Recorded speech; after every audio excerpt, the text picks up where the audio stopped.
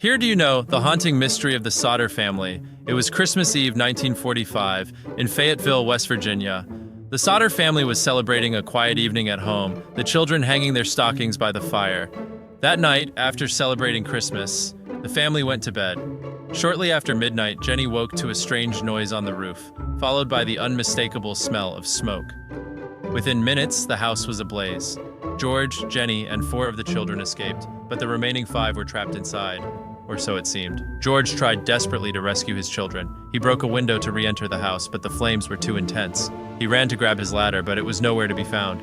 He tried starting his truck to use it as a platform, but inexplicably, it wouldn't start.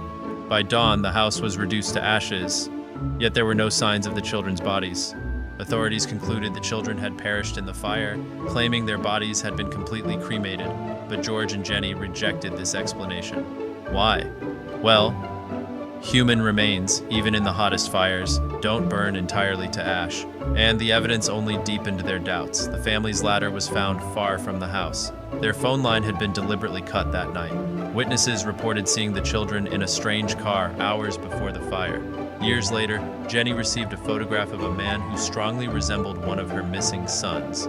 Desperate for answers, the Sodders put up a billboard along the highway, displaying their children's photos and offering a reward. They spent decades investigating on their own, but they never uncovered definitive proof. The most chilling theory suggests the children were kidnapped as retaliation for George's outspoken criticism of local mafia figures. Some believe the fire was set to cover up the crime. George Sodder passed away in 1968, followed by Jenny in 1989, never knowing what became of their children. To this day, the fate of the 5 Sodder children remains an unsolved mystery, leaving behind a question that will likely never be answered. Did they perish in the fire, or were they taken by someone in the darkness of night?